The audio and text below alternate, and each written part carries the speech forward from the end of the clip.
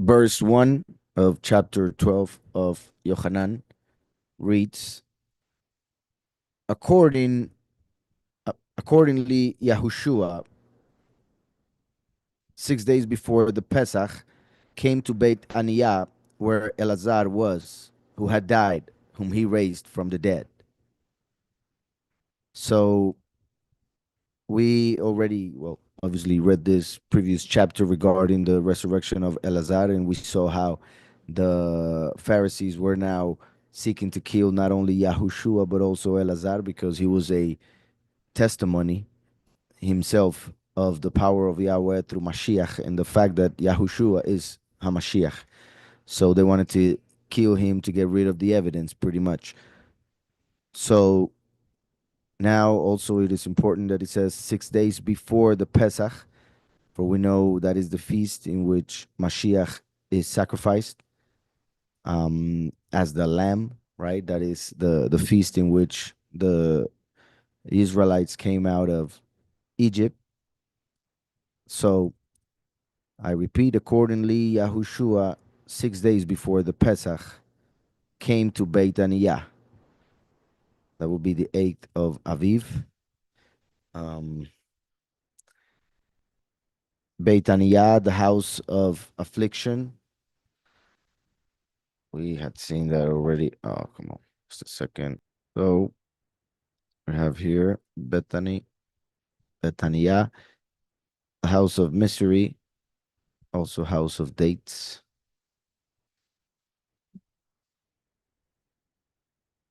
Aniyah, pretty much misery. All right, so the house of mystery. Let me go back. So accordingly, Yahushua, 6 days before the Pesach, came to Beit Aniyah, to the house of mystery, where Elazar was, who had died, whom he raised from the dead. So they made him a supper there, and Martha served, while Elazar was one of those who sat at the table with him. Then Miriam took a pound of costly perfume of nard, anointed the feet of Yahushua, and wiped his feet with her hair. And the house was filled with the fragrance of the perfume. So, um, Miriam, right, Martha's sister, was the one who did this. Here we have nard. Let's look at this for a second. Spikenard, also called nard, etc., etc. Let me see what else we have here.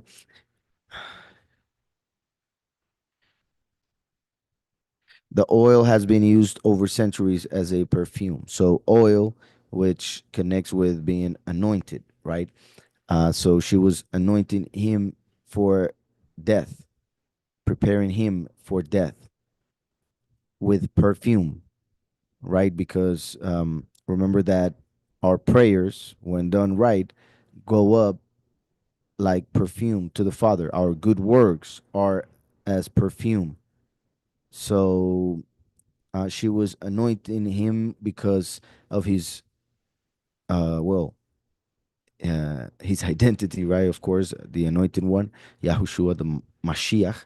So she goes and does that also, preparing him for burial, right? Because this perfume is super strong, and she had pure nard. So we will read a little bit more about that in just a moment. But here, traditional medicine or in religious ceremonies across a wide territory from India to Europe.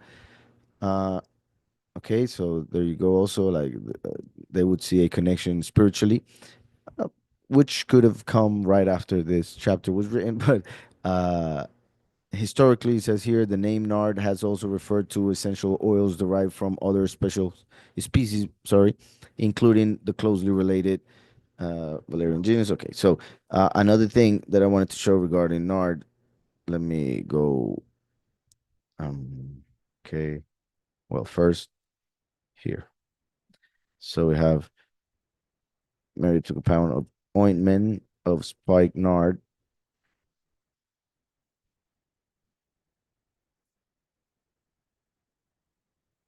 So here we have nardos, right, which comes from nard.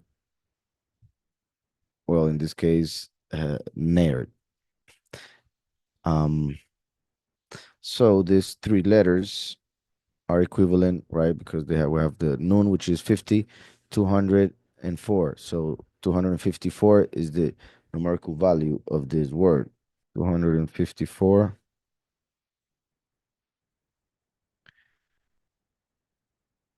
Noble born, as Mashiach is, right? He brought the kingdom. So then he went into Jerusalem on a donkey, Hamor, confirming the prophecy of Zechariah, as well as the fact that it represents him being um, bringing the kingdom again, because kings and judges would ride on donkeys, and humility.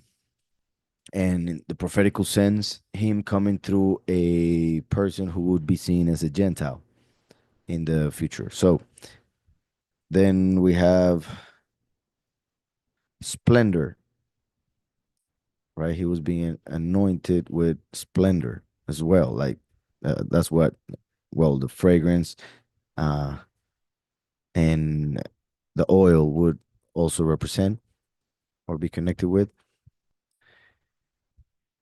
He will be bruised for our sins, right? Crushed. And well, here's the actual word, right? Now, um, let me see something else real quick. If we were to add a vav at the end, would be nardo, which is pretty much as they would pronounce it. Well, we just saw it in Greek, nardos, um, or in Hebrew would mean his nard or his spike nard. So in that case, the numerical value would be 260 because we would add a vav which has a value of 6. So plus 254 is 260. So 260, his nard, uh, dwelling on high, to glow as he would when he was anointed, in the sense of what oil does. But I think it was something else. Yeah, I think it was something else that I was looking for.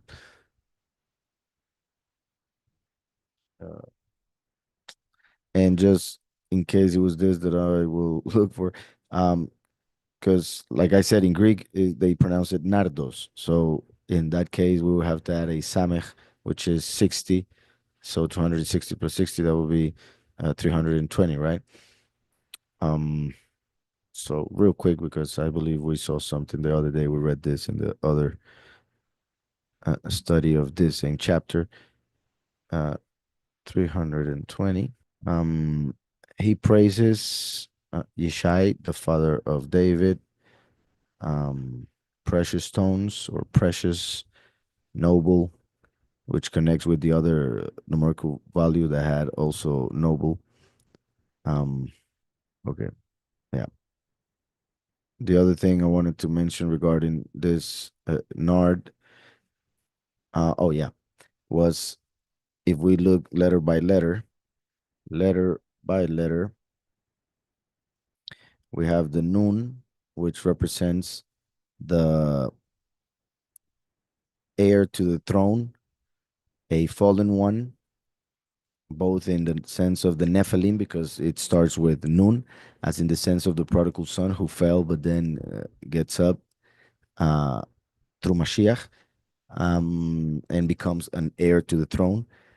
So also represents a seed and a fish. Then we have the Reish, which is a head, leadership. And then we have the Dalit, Um, this that is being translated here is because it is pretty much seeing it as a conjugation of a verb, the verb yarad, which is where we get Yarden, the river Jordan. But in this case, we know that we're talking about nard, right? Nun Reish Dalit. As we know, Yahushua is the Dalit. He is the door. The Dalit is a door. Dalit is door. So the heir to the throne came down to be the head and become the door, or go through the door if we see it as the prodigal son coming as the head of the chosen few for all to go through the door, which that goes along with Micah. Um, and well, yeah, actually, look at this. Micah chapter 2, at the very end, it says, the breach maker shall go up before them. They shall break out and pass through the gate and go out by it, and their sovereign pass before them with Yahweh at their head. At their head. So I'll read the whole thing. I shall certainly gather all of you, O Jacob. I shall bring together the remnant of Israel, the chosen few. Put them together like sheep of the fold, like a flock in the midst of their pasture, they being noisy because of men. The breach maker, talking about the last through Mashiach, who he is the door itself, but the last comes to open that door pretty much because he is given the keys of David, right? Which open and no one closes, and close and no one opens. The breach maker shall go up before them. The two witnesses have to die before the chosen few. So the witness, like Moshe, the breach maker, has to first go up to the Father before the chosen few can do so as well during the seventh trumpet some days later. So the breach maker shall go up before them, and not only in that sense of before in time, but also before in the sense of going as a leader, leading the flock. Shall go up before them. They shall break out and pass through the gate. Yahushua said, I am the gate. We actually read it in John 10. And go out by it. And their sovereign passed before them with Yahweh at their head. So now that we see that, we have here the heir to the throne as the head going through the door. And that will be leading the chosen few. So we have that, and I'm sure a lot more if we were to continue in the word nard that we are seeing here. All right, now let me go back. So then Miriam took a pound of costly perfume of nard, anointed the feet of Yahushua. The feet, that's also interesting because the feet represent the end of time, and also in this case, the end of his ministry and therefore death. The feet represent also the good news, right? Taking the good news to others, walking. So beautiful are the feet of those who preach the good news, says the scriptures. So anointed the feet of Yahushua. Remember as well that the feet, because of the fact that I just mentioned, it represents the good news, preaching the good news and the end times. And there are two, they represent the two witnesses who give testimony of Mashiach in the end times, taking the good news to wherever Yahweh may lead them. Just like in that sense, if we see the 2 feet as the two witnesses, the two hands are Yahushua and John the Baptist. So anointed the feet of Yahushua and wiped his feet with her hair. As we know, hair is very important to women. So doing this was a huge sign of her love for him, her understanding of his um, role in reality, right? Of his identity. For hair represents a covering, a a covering of the spirit. It represents a connection, or it is said that it connects with the spirit. It helps. Some say that it has a connection to the nervous system. Um, so wiped his feet with her hair, and the house was filled with the fragrance of the perfume. So, like I said, it was uh, a pound. That is a lot. Costly perfume. That was a lot of money as well. Pretty much, it is said that that could have cost a whole year of salary. Uh, Perhaps, like some say, within a year or 250 days of work back in the day. So imagine that was a sacrifice. She took what she had there. Well, most likely, um, she bought this especially for this moment, but she had to pay a lot. So took a pound of costly perfume of nard, so pure nard, anointed the feet of Yahushua and wiped his feet with hair, showing, I repeat, her love, her sacrifice, the covering of the Ruach over him, preparing him for sacrifice and burial. And the house was filled, just like the temple when it was inaugurated. The honor, the steam of Yahweh enter as a cloud. In other writings, in other time, as smoke. Same thing, just explained in two different ways by the one who was seeing it. So the esteem of Yahweh, the honor of Yahweh, the splendor, as we saw splendor, the same numerical value as nard. So he was anointed with splendor, being prepared for his the end of his ministry when he would triumph over death, over this whole reality. So the house was filled with the fragrance of the perfume, representing the honor and splendor of Yahweh within that place. Because the temple, Yahushua, his body, as he said, destroy the temple and I will raise it up in 3 days.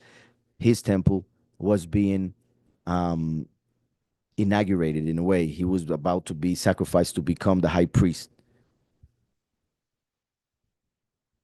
according to the order of Melchizedek, right? So anointed the feet of Yahushua and wiped his feet with her hair. Um, Also, remember that the 2 feet were represented in the temple by the 2 pillars, Yakin and Boaz. So, after doing this, is pretty much like opening the doors for the temple. Like I said, inaugurating the temple, which is when the steam of Yahweh enter, which for sure would have a wonderful fragrance.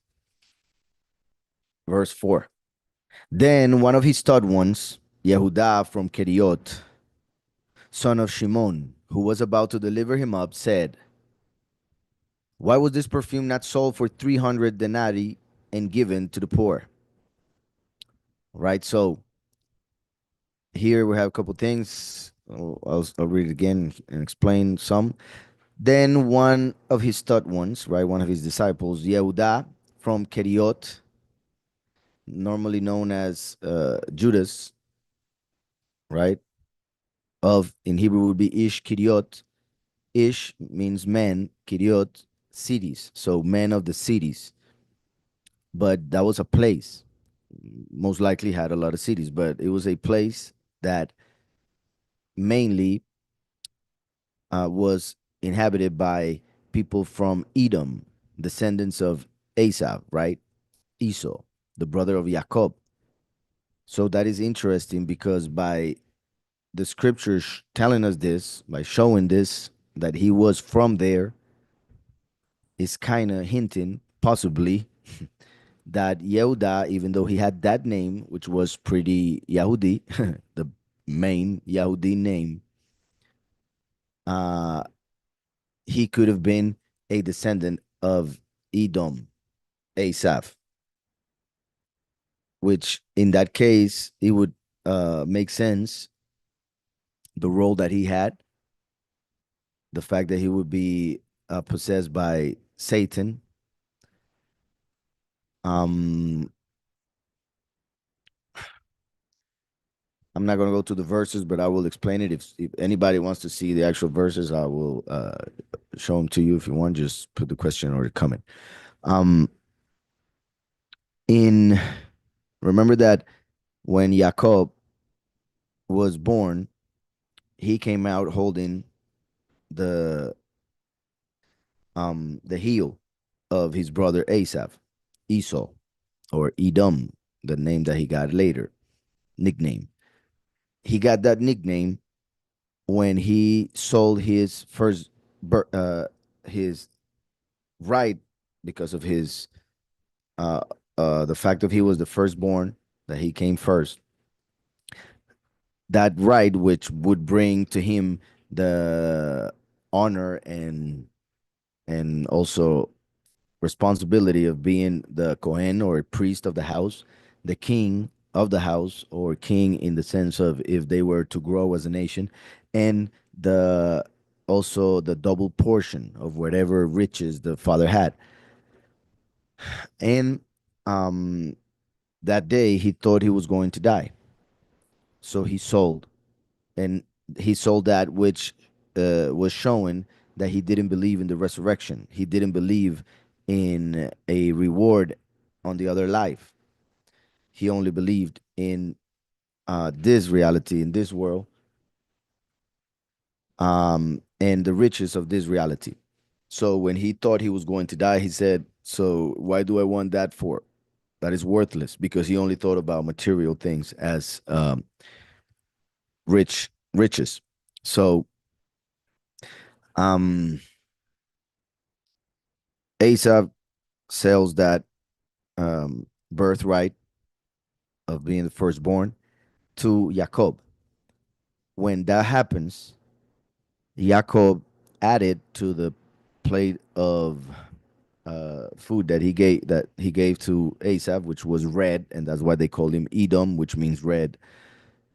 He added a piece of bread, which it is said in Judaism that he did that because the price of a contract perhaps was a little bit more than just a plate of food that he was getting. So he added a piece of bread as to put the price up and level the cost of a contract, because he was doing a contract with him regarding his right of being the firstborn. So he added a piece of bread. So he gave him bread, which Asaph took and ate and lost his birthright, which, as we know, when Yehudah was about to deliver Yahushua during Pesach, Yahushua gave him bread.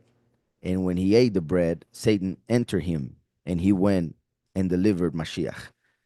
So it is interesting that just like Jacob, Yahushua as well gave bread to Yehudah, just like Jacob gave to his brother Asaph. Right before Asaph lost his birthright, and Satan entered Yehudah, therefore representing that was what was in the hands of the enemy was about to be lost by him and fall into the hands of Yahushua, who would triumph when he would be sacrificed, and also obviously uh, showing how Yehudah lost the right or the blessing that he had as a disciple of Mashiach. So the fact that he was from Keriot, that they tell us that specifically, instead of saying, for instance, which this is, well, just by saying Yehudah, son of Shimon, that would be enough, because that's how normally they would say the names. When they would add the name of the place where he came from, there would be a reason for that, right?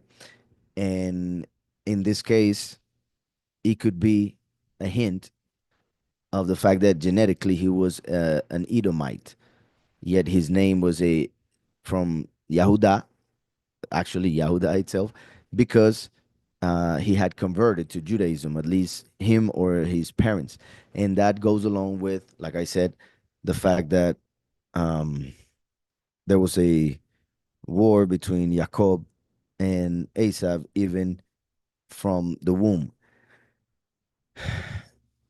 and Satan entered Yehudah. So Yehudah pretty much represents Satan, as Yahushua said when he chose them all, and one is the devil, right? So another point regarding this is that there is a prophecy in the book of Psalms where David said regarding Ahithophel, his counselor who left him and went with David's son who rebelled against him and his kingdom and wanted to take the kingdom for himself. So Ahithophel went with the rebel, and there's a word that David says regarding Ahithophel. Well, in that case, that what I will read. Says even my own familiar friend. Okay, so because in scripture, I mean in Hebrew, and I believe all the translations. Okay, they in Psalms they are a bit different. So number 9 is 10. So also Ish Shalomi, also the man of my peace. And who would be that more than your own brother, or should be, right? Your own brother genetically should be one with whom you have shalom, peace. Yet from the very beginning, we see Cain killing Abel, which represented Yehudah delivering Yahushua, just like Esav would wanted to kill Jacob many times, yet Yahweh stopped him. And here we have Ish Shalomi, the man of my peace, Asher Batachti, in whom I trusted.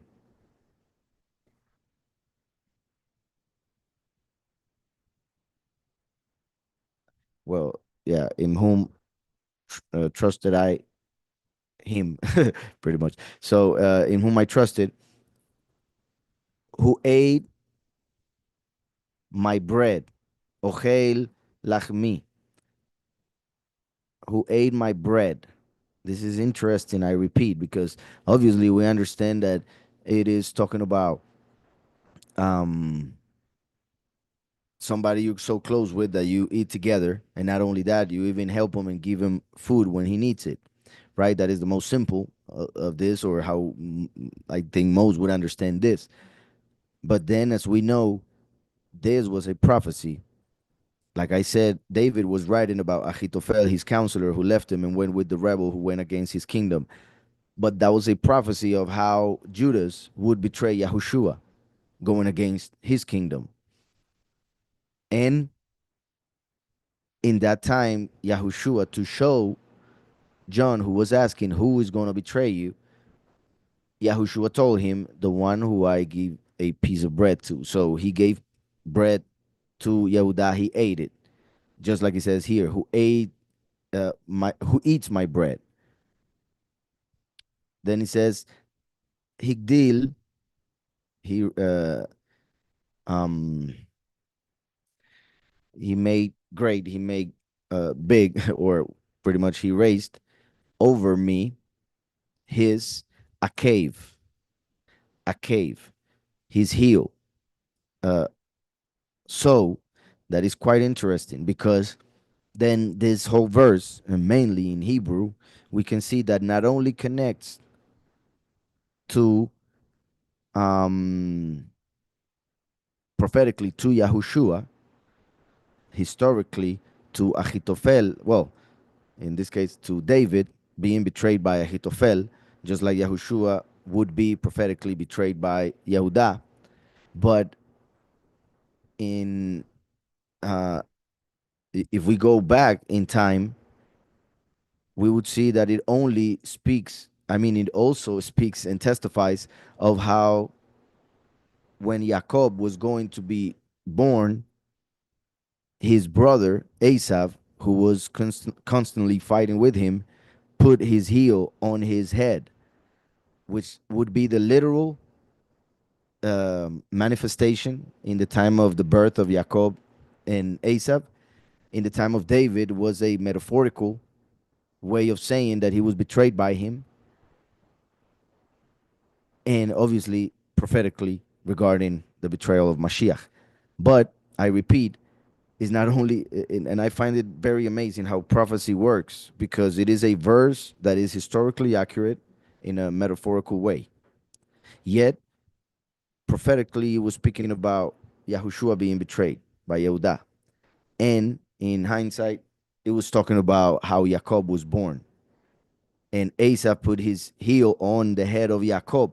And that's why when they came out, Jacob was holding the heel, because he was trying to get back to his position, because he was trying to take it away from his head where he put it, Asaph, right? Over him, as he says here. And look at this. This is so beautiful, because just like in, like you guys know that Hebrew is perfect, and the vowel points were added later, and there are many ways in which we can find more and more and more and more revelation. For instance, here we have the name Jacob. When we add the yud of the previous word, we have Jacob as talking about the way he was born. That's why it says a cave, heel, because Jacob means he who grabs the heel. So, who ate of my bread, who eats of my bread, and that we have the record in Genesis of how Jacob, when he bought the birthright from Asaph, he gave him bread and he ate it. Therefore, Asaph ate the bread of Jacob, just like Yahushua gave to Yehudah. All right. So, going back, then one of his third ones, Yehudah from Keriot. Remember also, like I mentioned, Cain killing Abel. Cain was the first man to build a city. So Yehudah, man of the cities, right? So that connects him with Cain.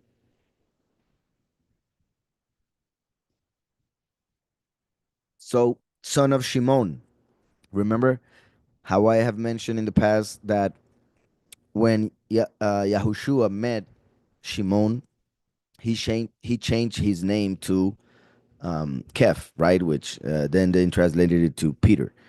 Some say, well, Kepha translated to Peter, or uh, I don't know. I shouldn't say translated because that's not a translation, but transliterated in a wrong, very, very wrong way, because they got another language pretty much in the way. So they translated it, and then they used that language to turn it into English as Peter, because it comes from Petros, which means stone, and that's the meaning of Keph, right? Which then would be Kepha in Aramaic. But anyways, the point is, he met Shimon, and he told him, "Your name will be Keph. Your name will be Peter," which is very interesting, right? Right away, he changes his name.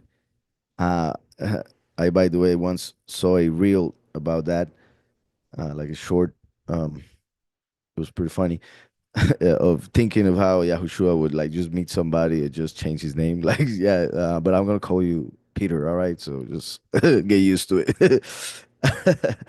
But anyways, the one of the reasons why Yahushua changed his name was because Shimon means he who is heard, or he who hears, and we see that Shimon changed to Peter.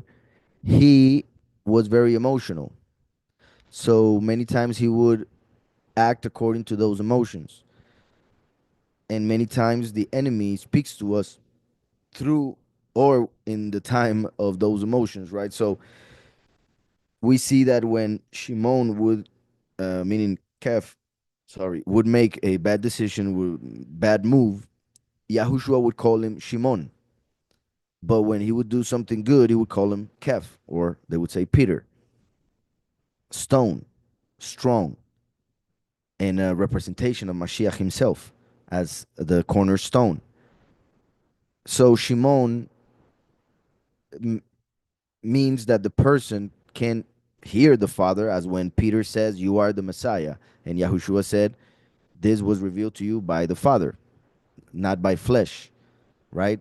Blood nor flesh can reveal that, only the Father in heaven. So he was able to hear the Father and said, "You are the Messiah." But in other times, Yahushua said to Kev, "Satan, like, get behind me," right? So he called him Satan because he was listening to Satan and acting as an enemy, as an adversary. So Shimon has that connection with hearing the enemy. And not only that, it also connects with a word called soneh, which means enemy. So it is said, for instance, in the original patriarch called Shimon, the father of the tribe, um, that the mother knew that because of her line of her part of the family, there would be some enmity that would come through Shimon in the future. And from Shimon came many of the scribes who did a lot of bad, well, doing their writings when changing some words, then adding the vowel points and many other things, as we see in scriptures, Jeremiah 8:8, regarding the lion pen of the scribes and how they changed many things, like, for instance, taking away the name of the Father and later on the Son. So Shimon connects not only with listening, but also with enemy. So listening to the enemy in the negative sense, may I like make it clear, right? Just in case. Um, and let me see something. Remember in Genesis 49, it says, Shimon and Levi are brothers. Instruments of cruelty are in their dwelling place. Let not my soul enter their council. Let not my honor be united to their assembly. For in their anger they slew a man, and in their self will they hamstrung an ox. Cursed, cursed be their anger, for it is fierce, and their wrath, for it is cruel. I will divide them in Jacob and scatter them in Israel. So some of them were scribes, other were poor people in Israel, and were that way scattered throughout the nation. But you see how in this um this paragraph, which is a chapter about the blessings that Jacob gave his children, but when we see this, it doesn't seem like a blessing, right? In a way, is prophetical. Um, in another way, which in a way we could say is prophetical as well.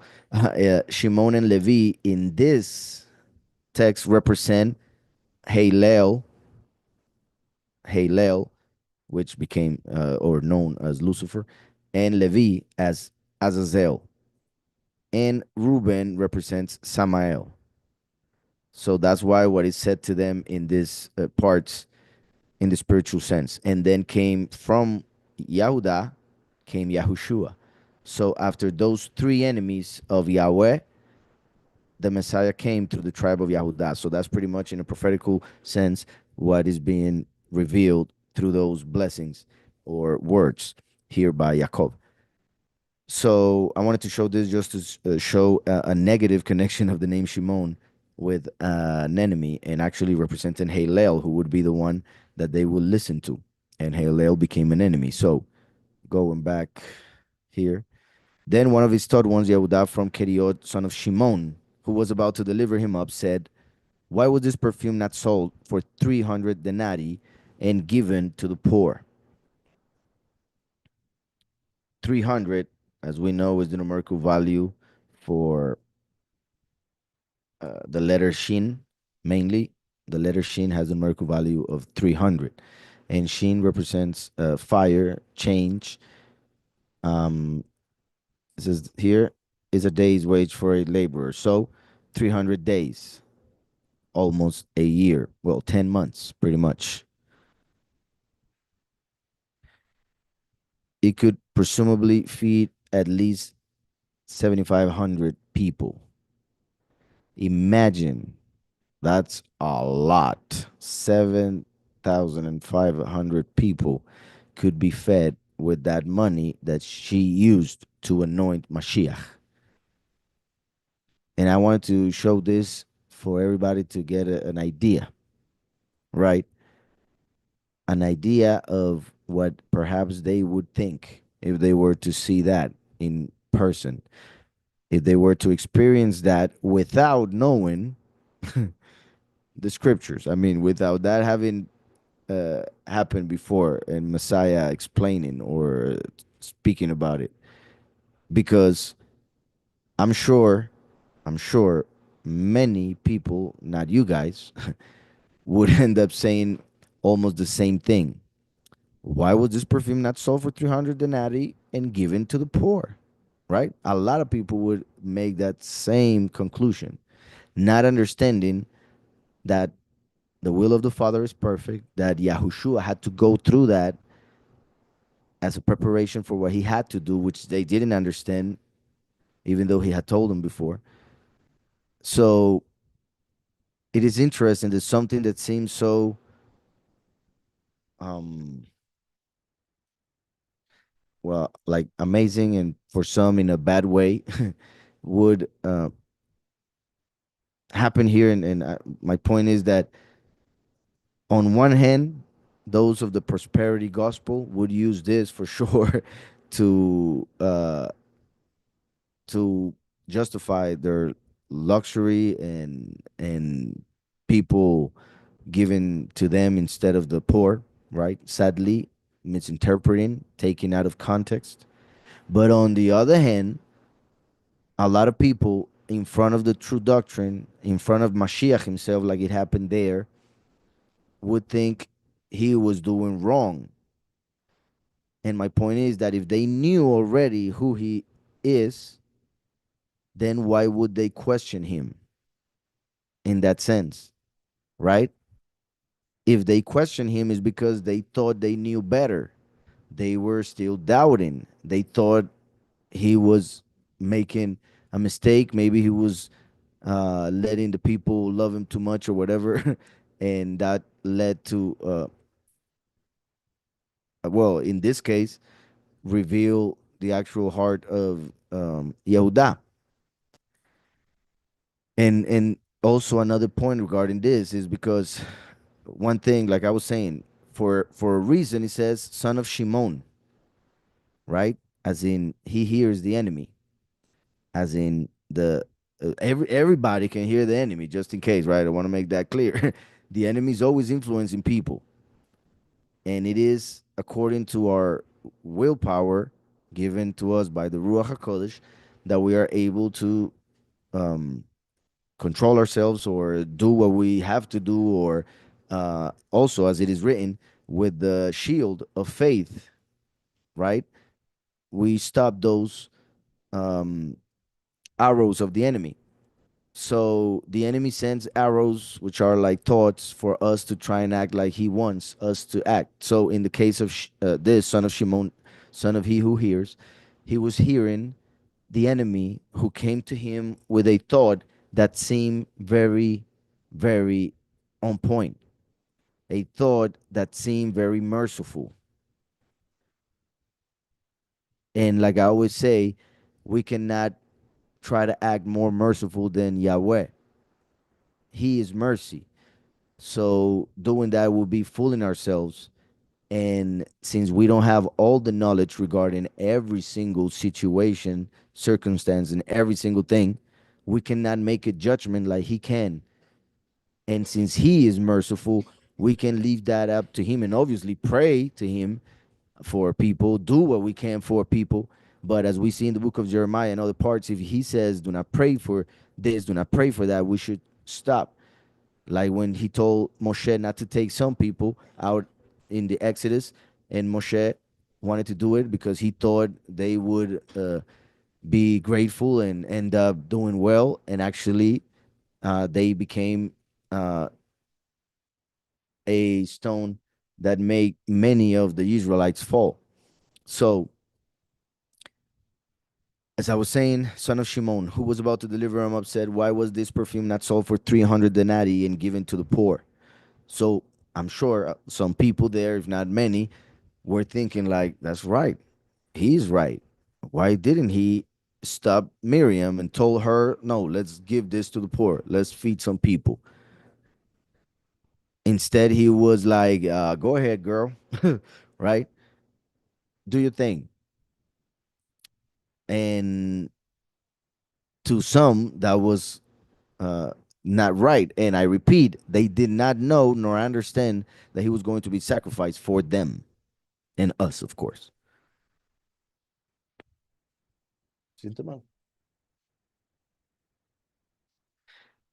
And then he says, and he said this not because he was concerned about the poor, but because he was a thief and had the bag, and he used to take what was put in it. And he used to take what was put in it. So that was the true reason why he was saying this, why he was complaining, because he wanted to get some from it. He saw the perfume being spilled and he saw that he could take some of that that was so precious to him, right? Well, and obviously spiritually as well in what it represented and the action that she was doing. But I mean, in the sense of what he was thinking about getting some money for that she was spilling on Yahushua's feet. So, and he said this not because he was concerned about the poor, but people act that way to be accepted by others, but because he was a thief. Now, remember that in John 10, Yahushua said that the thief does not enter through the door. So the thief does not accept Mashiach, does not testify of Yahushua as Hamashiach. And the thief is mainly the false Messiah, who is the spirit that enter Yehudah. So it is interesting that he was a thief. Not only that, he had the bag and he used to take what was put in it. Just like in Hebrew, God is fortune. God means fortune. As we see in Isaiah 65:11, the people of Israel left Yahweh and started worshiping God. They started worshiping the mighty one of fortune. And that's why that same entity, God, eventually um, offered Mashiach everything in the world and he rejected him. And then he offered it to some other people who started calling themselves the Illuminati, right? Who claimed to be enlightened by Lucifer, by Halel, who happens to have the riches of this world in his bag until the end of time. But he started taking from it, and that's why he was fired. Well, not just that the reason, and obviously we're not talking about money in this case because we're talking about angel. We're talking about the honor of Yahweh. Halel wanted to steal it, the faith of the people, which is just like in this reality. If you have all the money in the world, you can do in this reality everything. In the other reality, if you have faith, you can do anything. So people gave their faith to Halel instead of Yahweh when he was supposed to be an angel who had to bring all of that to the Father. So we see here Halel, uh, I mean Yehudah, as Satan in many ways because of having the bag and taking from it, being a thief, not concerned about the poor, acting like he's all merciful, even more than Yahushua, throwing some shade, as they would say, right, at Mashiach, making other people doubt about him and his decisions, right? So, and he said this not because he was concerned about the poor, but because he was a thief and had the bag, and he used to take what was put in it. Yahushua then said, "Let her alone. She has kept this for the day of my burial." So, this is interesting because it is possible that she had a little bit of more understanding than some of them, or at least some more knowledge, in the sense that Yahushua perhaps told her. And remember that Miriam, I forgot to say this, remember that she represents the chosen few. Martha was serving. She represents the many who served in the temple, as we see in Revelation 7. But Miriam represents the chosen few, and she was anointed the feet of Mashiach, just like the chosen few will accept the two witnesses. So Yahushua then said, "Let her alone. She has kept this for the day of my burial." So it's possible that Yahushua had told her some information regarding the fact that he had to die, and she kept it in her heart and therefore got this perfume in order to prepare him, because she knew, and I repeat, this is a possibility, that Yahushua was going to be killed as a blasphemer and a criminal. That would be because Yahushua told her, of course. And in that case, they wouldn't give him the the honor of burying him with all the spices and everything that they would with a person, regular person, or even more with a king as he is, right? So she wanted to do it before the death and burial so that he would be prepared, because they wouldn't do it afterwards. So it is very possible that she knew it, and she represents the chosen few as those who have more knowledge, because Mashiach is uh, closer to them in the sense of, because of what they do, call him actually by his name, for instance. And the other possibility is just that the Ruach HaKodesh told her, get some oil, you're going to need it, right? That is the other possibility, that she felt it and she kept it. And this day she felt the need to uh, anoint Mashiach. So let her alone. She has kept this for the day of my burial. So, and I repeat, Yahushua could have been saying this as in revealing why that was happening and he was allowing it, because I'm going to be buried, which they didn't get either. Or he could be revealing the fact that they had spoken about it, right? Both possibilities are, well, probable. So, for the poor, you have with you always, but me you do not have always. This is powerful, interesting as well. Sadly, it shows that while this world remains, there will be poor people, because this reality is a reality of duality, and therefore, if there are rich people, there will be poor people. The two need to exist.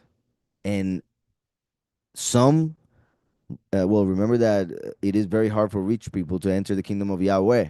So, in this spiritual sense, most of the time becomes a curse.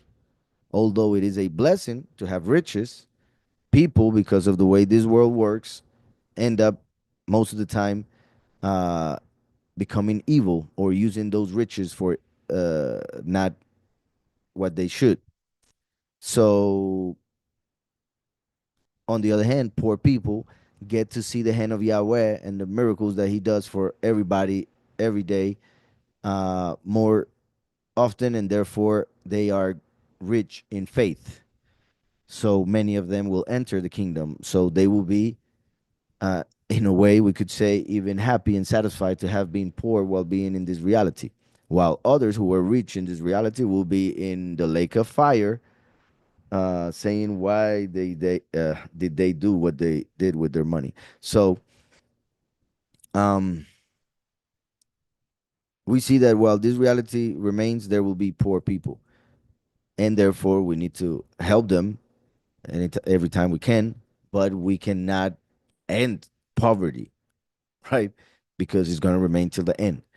Um, but other than that, the fact that he says, "But me, you do not have always," in the sense of their time, he was pretty much saying, "I'm about to leave to like go to the Father." But in the general sense, he's pretty much saying the fact that I have mentioned before, just like he told his disciples, "You will see me, but the world will see me no more." So Yahushua went up to the Father, and he will remain there eternally. The last will come to the earth, and then through the first in the heavens and the last on the earth, there will be unity of heaven and earth. So Yahushua will remain in the heavens, the other one uh, on the earth. And that is Yahweh as first and last, heaven and earth. So for the poor you have with you always, but me you do not have always. Then a great crowd of the Yehudim learned that he was there, and they came, not on account of Yahushua only, but also to see Elazar, whom he had raised from the dead.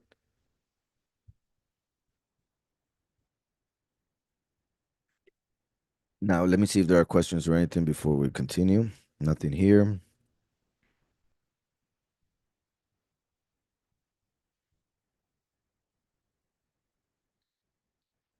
Blessings, Sylvia. Good to see you. Good to see you, Benji. Karen, Yahweh bless you. Yahweh bless you, Flor, and everybody else. Uriel, good to see you, my brother. So we have here that it says, I've lost that page. Oh, that's good, Ed. Could Edom be connected with Sardis? Yeah. Um,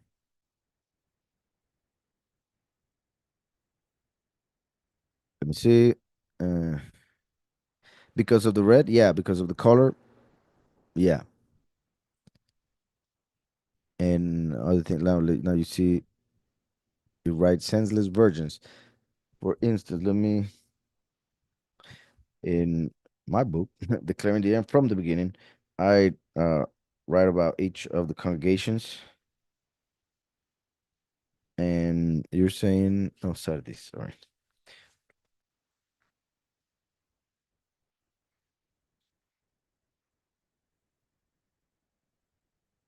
Second.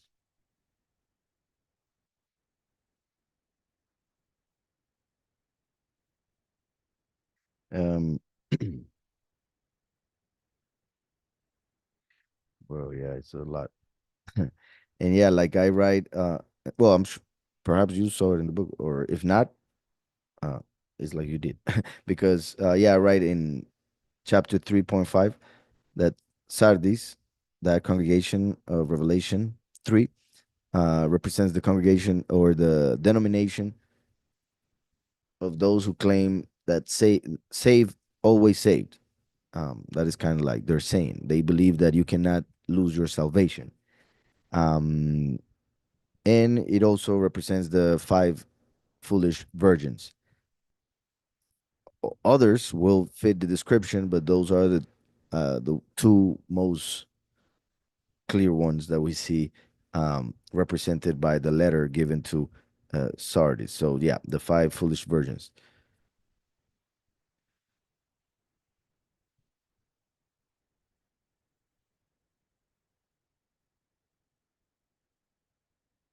Shimon and Levi did go to kill to, in their own way, avenge Dinah when she was deflowered. Yeah, yeah, when she was raped by the prince of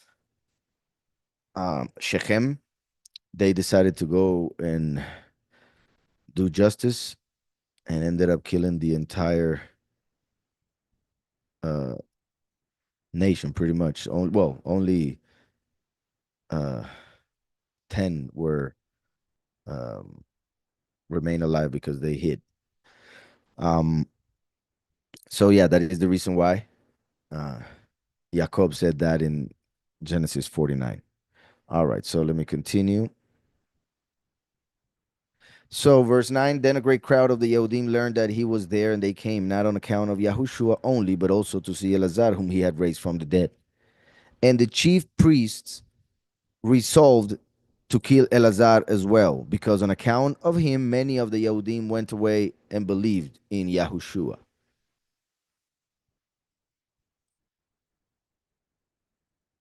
On the next day, a great crowd, so that will be 5 days before, that is the 9th of Aviv. On the next day, a great crowd who had come to the feast, when they heard that Yahushua was coming to Jerusalem, took the branches of palm trees and went out to meet him. Now, in that case, because of this, that would be the 10th.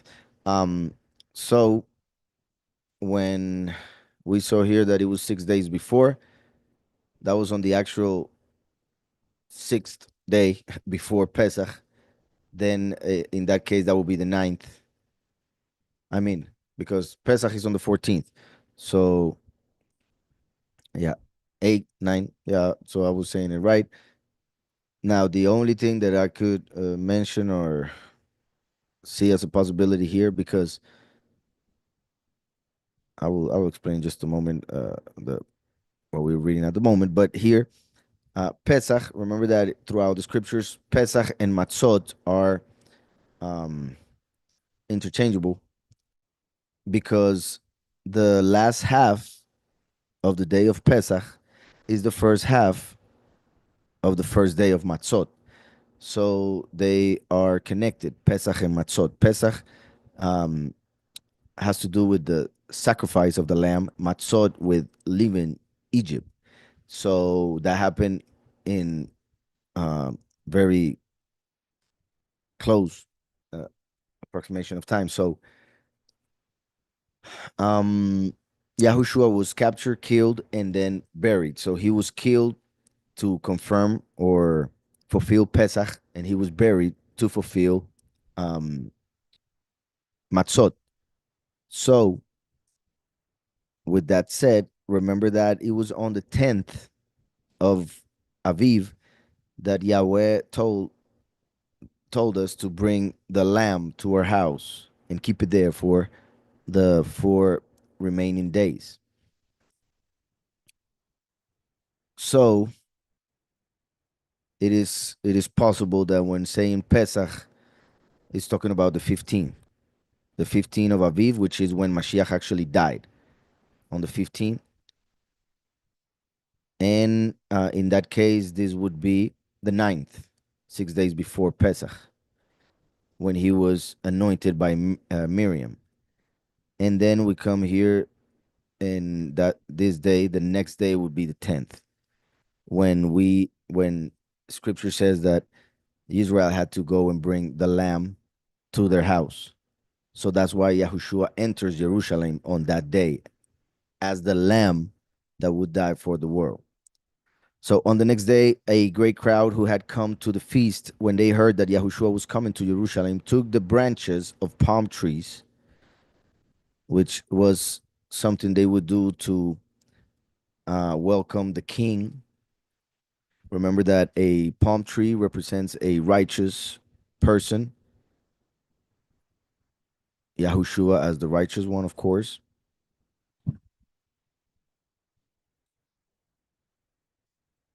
Also, remember that sadly, but also part of prophetical, um,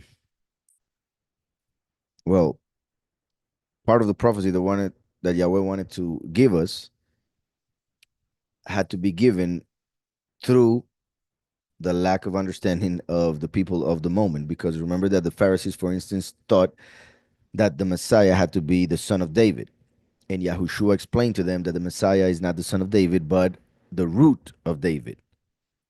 So the son of David is also called the branch of David, right? So that's also why they took the branches of palm trees to represent the branch of David, the branch or son of the palm tree or righteous one, the son of David. Now, the interesting thing here uh, is that he entered riding on a donkey. So that represents the ruach of Yahweh coming in the end times over somebody who is seen as a Gentile and other things that, in the negative sense of a donkey, as well as in the positive, like I mentioned, humility and um, being king and other things, judge, etc. So they took the branches of palm trees and went out to meet him and were crying out, Hoshiana, save us now, save us now. Hoshiana, or save us, please, save us, please. They're both right because the same word that is for now is also for please, which I believe is perfect, right?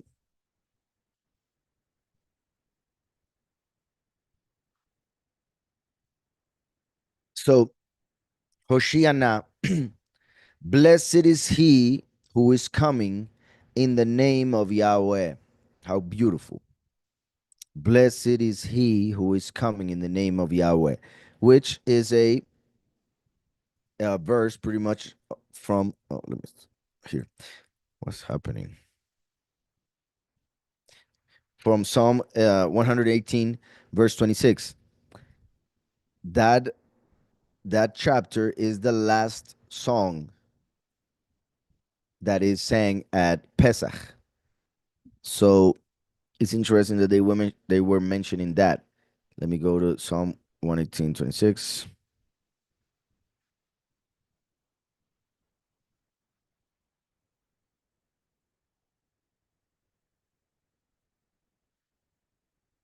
Blessed is he who comes in the name of Yahweh. Here we have that it says, well, in this case, it is correct. And interestingly enough, verse 26, which is the numerical value of Yahweh. Baruch haba b'shem Yahweh. Blessed is he who comes in the name of Yahweh. In John, same book, 5:43, Yahushua said, I come in the name of my Father, meaning I come in the name of Yahweh, and you do not receive me, Yahushua. But when someone comes with his own name, him you will receive. So, Baruch Abba Beshem Yahweh.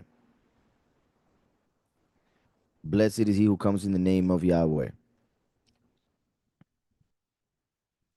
The sovereign of Israel. And Yahushua, having found a young donkey, sat on it, as it has been written. Do not fear, daughter of Sion. See, your sovereign is coming, sitting on the colt of a donkey.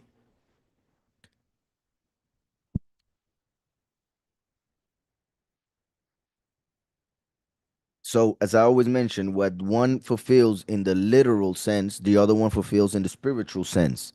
So, Yahushua fulfilled this prophecy in the literal sense because he actually sat on a donkey and went in on the colt of a donkey. But the last is the messenger of Mashiach who has the presence of Yahweh over him, and he carries that presence just like a donkey was very strong, in the sense that the last is Boaz. One of the interpretations of that name is with strength given to him by Mashiach, of course, who would be over him.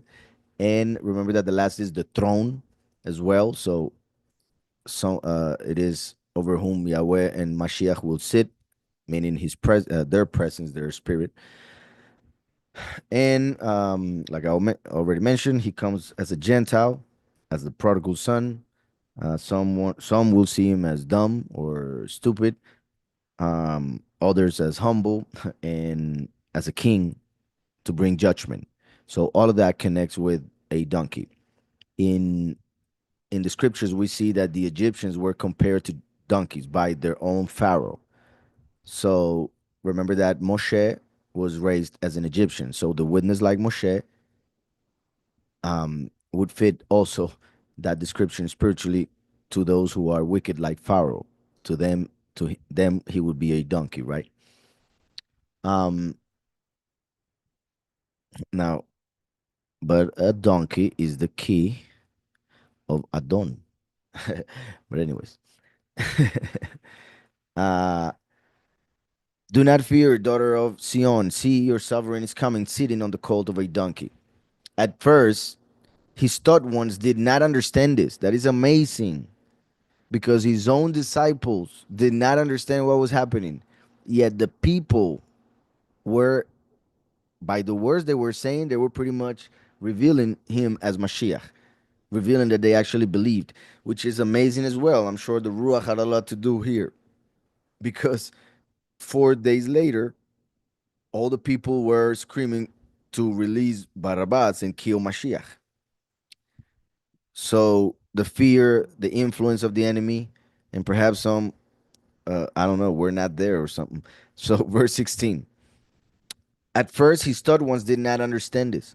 But when Yahushua was steamed, then they remembered that this was written about him and that they had done this to him. Because remember that in other writings, Yahushua tells a couple of his disciples to go and get the donkey. So they just listened, they went and act on it, on the order. And then later on, days later, they actually started thinking and were like, oh, that was written in Zechariah, and we actually were part of the prophecy being fulfilled. Imagine how powerful.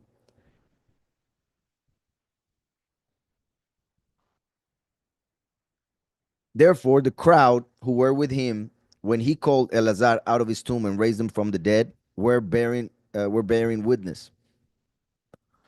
So, how interesting that fourth miracle that needed to happen in order for Yahushua to be revealed as Mashiach, which was raising someone from the dead after 4 days, or after 3 days, we could say, on the fourth in this case. That was the sign that was needed for all these people to accept him as Messiah and do this at this time that was needed to happen as well, even though his own disciples didn't understand it.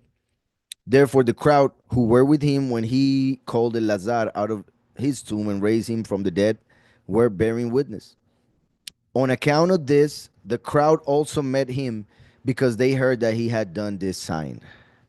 So they heard about the miracle and they said that has to be Messiah. So they welcome him as a king, as the king Messiah. The Pharisees then said among themselves, you see how you're getting nowhere at all? Look, the world has gone after him. That shows their jealousy, their envy. It was not about truth. It was not about Yahweh. It was not about the power of the Most High being revealed before their eyes. It was about them losing the power over the people. The Pharisees then said among themselves, you see how you're getting nowhere at all? That's interesting because they actually were saying the truth because Yahushua is the way. Since they didn't accept Mashiach, they were getting nowhere at all. Like Israel, when they were walking around for 40 years in the desert. And when Yahushua ben Nun, Yahushua, the son of Nun, known as Joshua, took power over, the authority of Moshe as his successor, he told them, we will be in the promised land in 3 days. So when Yahushua came through his death and resurrection after 3 days, he brought us into the promised land, which is the forgiveness of sins, the kingdom, eternal life. So you see how you're getting nowhere at all? That's fact. Look, the world has gone after him because he is the lamb whom we must follow and he is the way that we must walk. So, and there were certain Greeks. Now, this is a powerful, I always love this part when we get to this part because it is very amazing what we see in this story.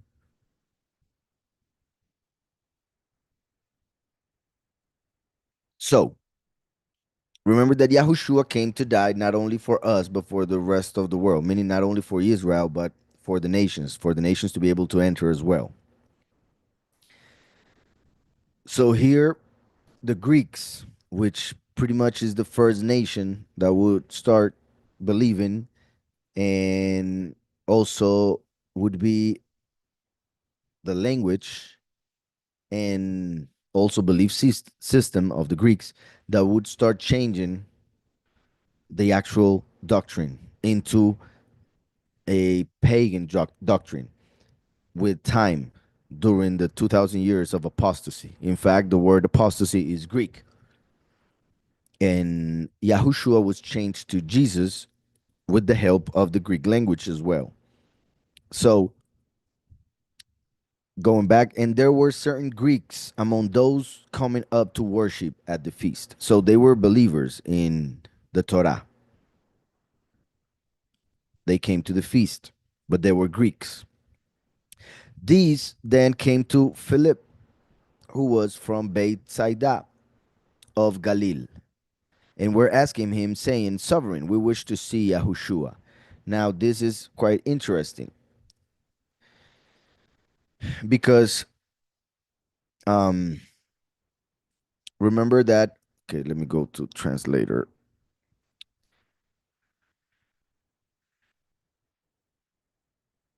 This word right here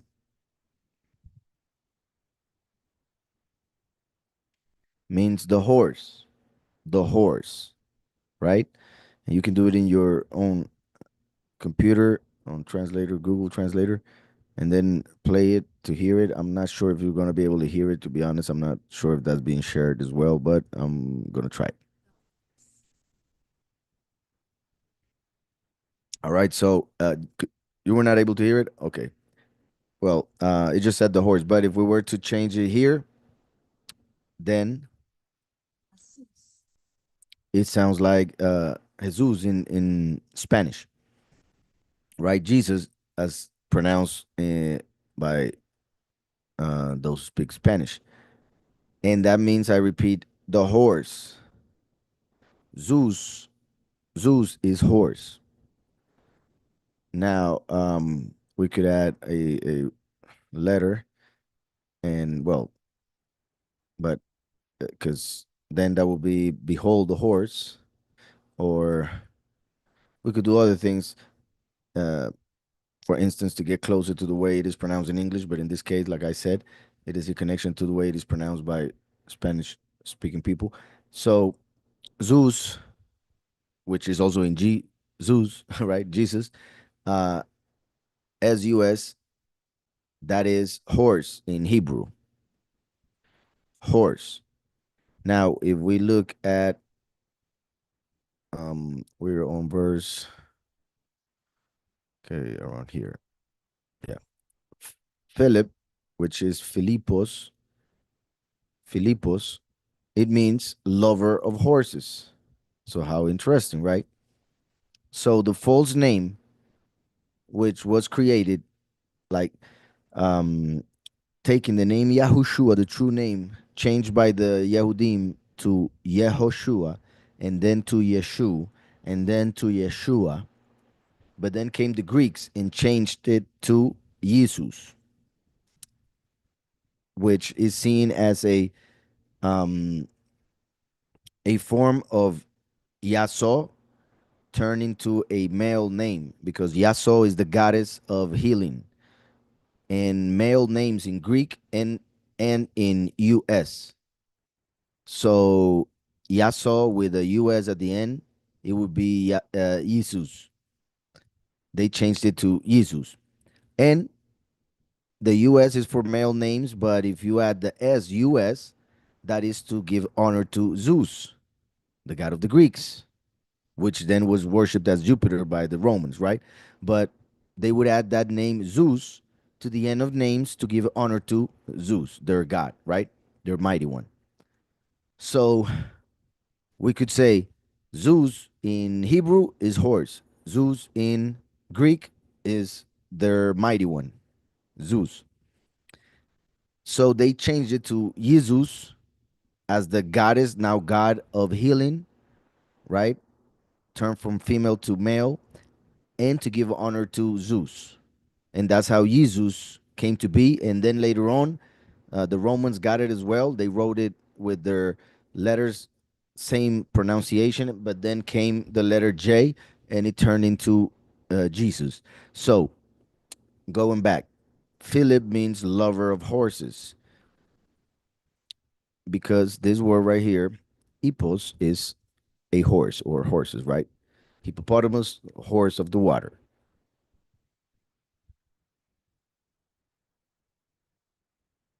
So, a horse. Philippos, lover of horses. So let me go back to the chapter. So the Greeks, just like those who are in the apostasy, worshiping Jesus, they are like these Greeks right here. They are believers and they wanted to please Yahweh. However, when they want to come to the Most High, they have to go through certain filters because they call on a different name, one of a horse, interestingly enough, in Hebrew, Zeus. Like Philippos means lover of horses.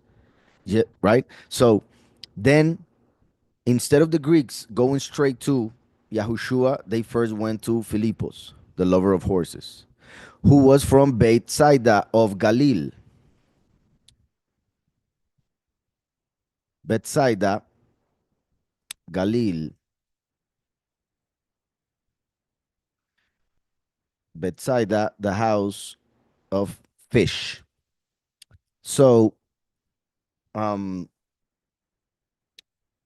Philip was from Bethsaida.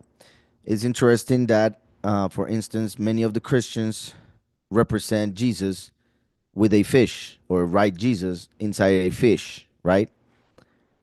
Also, there was a fish, as they would say, fish god, fish mighty one, called Dagon, right? Because Dag is fish in Hebrew. Dagon. And interestingly enough, the Pope dresses just like the priest of Dagon. And one of the main uh, hats of the Pope is the head of a fish. Now, in another way, but in a positive sense, remember that the constellations are houses. There are 88, but there are only 12, like the 12 tribes, through which the sun goes during the year, right? And that's how people get like the zodiac.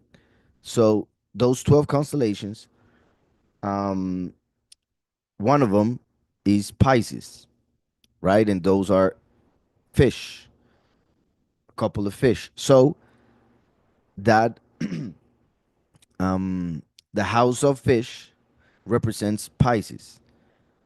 And Yahushua came to end the age of Aries, and then would come the age of Aquarius. I mean, sorry, the age of Pisces, and then the age of Aquarius. Right. So the past 2,000 years has been the age of Aquarius. I mean, sorry, the age of Pisces. The past 2,000 years have been the age of Pisces. We're entering. Some say we already entered. Some say we are entering, which I believe is pretty much like that. Some say there's a lot of time to enter, but the age of Aquarius, which is when the world will be filled with the knowledge of Yahweh, like water fills the seabed, right? Because we see Aquarius is filling the earth with water, like spilling a um uh forgot the word, but a lot of water. So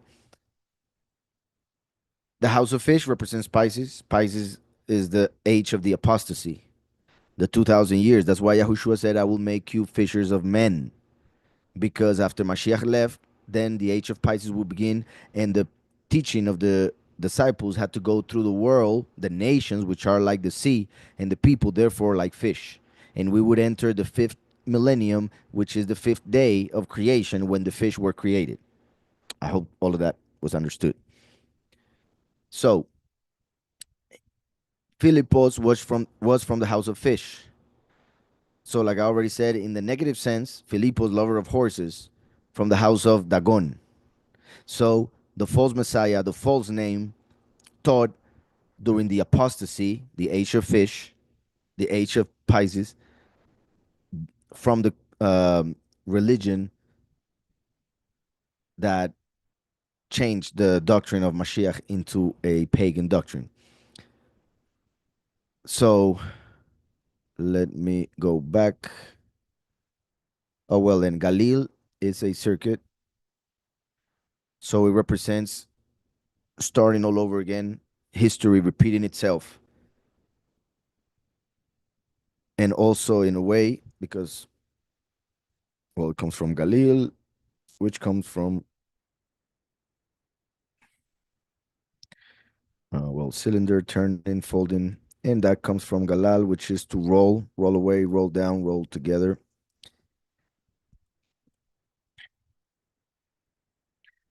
So, with all of that understood, then this came to the lover of horses, who was from the house of fish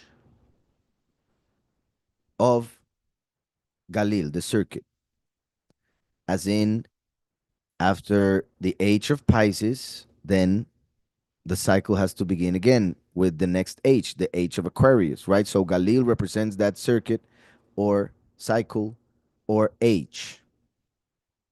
Bethsaida, what age that is? The age of Pisces, the house of the fish, the constellation in which the sun enters. Philip, the lover of horses, because during those 2,000 years, people will love the horse, the false name. And you also know how I always connect how the enemy created the false name of the Messiah and gave it to the world as a supposed gift, yet it is a trap, like the horse of Troy. It is that story is just what the enemy did with the false name, turning the name of the Messiah into that of a horse. So then, this then came to Philip, who was from Bethsaida of Galilee, and we're asking him, saying, "Sovereign, we wish to see Yahushua." Interesting that they call him sovereign. We wish to see Yahushua. Then we see this. Philippos came and told Andri, and in turn, Andri and Philippos told Yahushua. So Philippos doesn't go straight to Yahushua. He goes to another one, and then they go to him, right? So I repeat, it's like when a person calls on a different name, it has to go through different filters. It's like calling somebody else to go and call the one you want. And in this case, they went to Philip, lover of horses, who went to Andri, which is men. Second, here we go. Andrew, Andreas, Manly. All right, so Manly. Now, in another way or another sense, remember that the witness, like Moshe, comes on a white horse at the end, at the very end of the age of Pisces. So the witness, like Moshe, comes on a white horse, and he who rides horses normally loves horses. So Philippus, lover of horses, would represent in that other interpretation I'm mentioning the witness like Moshe, the prophet like Moshe, the one who comes on a white horse on the first seal. At the very end of the age, which would be represented by the name Galil, of the age of Pisces, represented by Bethsaida, which is pretty much this time. Like I said, we are pretty much entering, but that takes a while. I would say pretty much that the sixth seal would be the changing of the age of Pisces to the age of Aquarius. And we haven't gotten there yet. We're close though.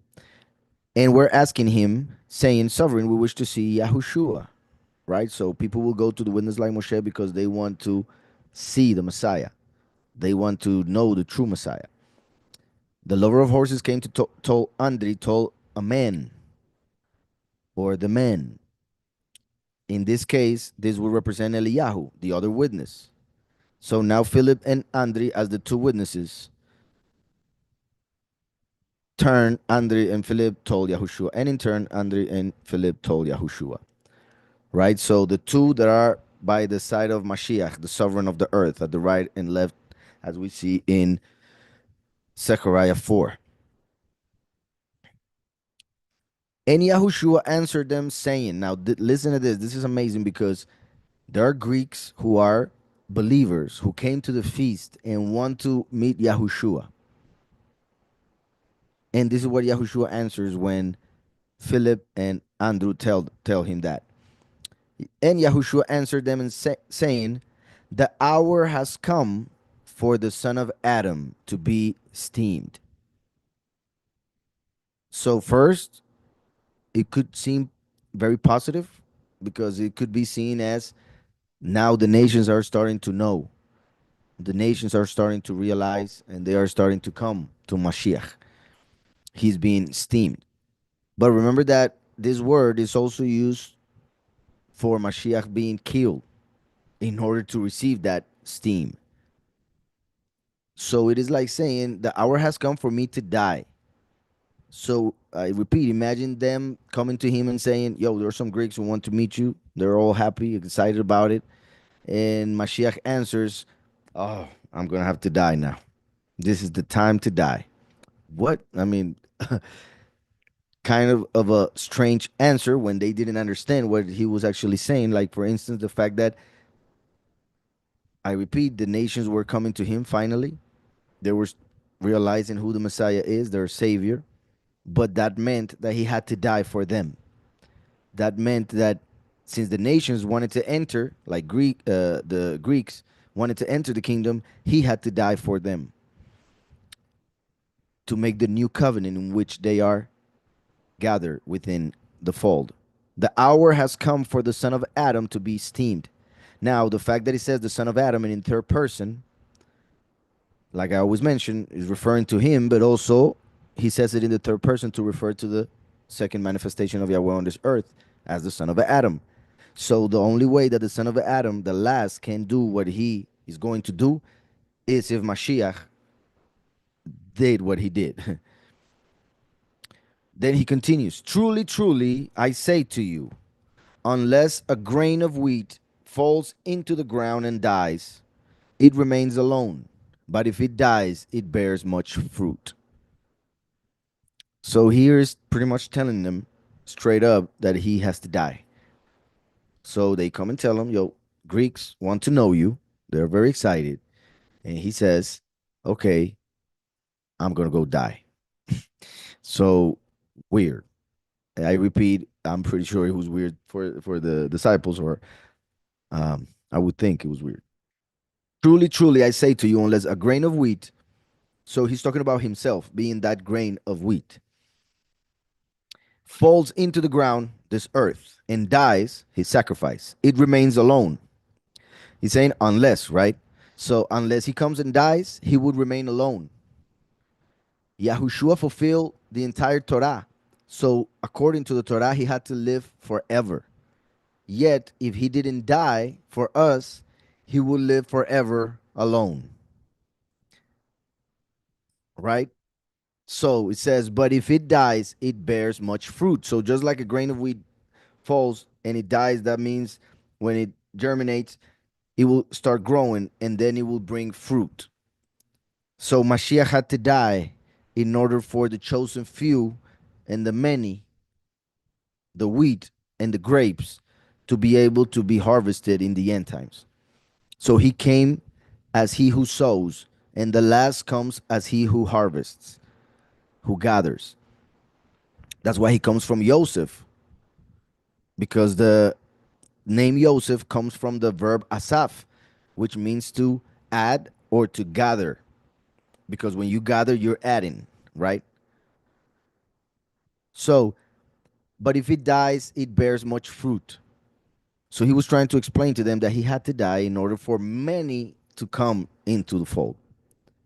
And he continues, he who loves his life shall lose it, and he who hates his life in this world shall preserve it for everlasting life. I love this verse for many reasons. One of them, because like the scripture is so perfect, and how the word of Yahweh, Yahushua, is a sword, um, double-edged sword, because we see here that this that he's saying, if you are far away from the Father, if you are far away from knowledge and the wisdom that Yahweh gives through the fear of Yahweh, then you would read this and it would make no sense at all. And let me put it this way, even though um, I mean, I always believed in Yahweh and Yahushua, thankfully. However, not with those names. I was born as Christian and lived like that for a long time.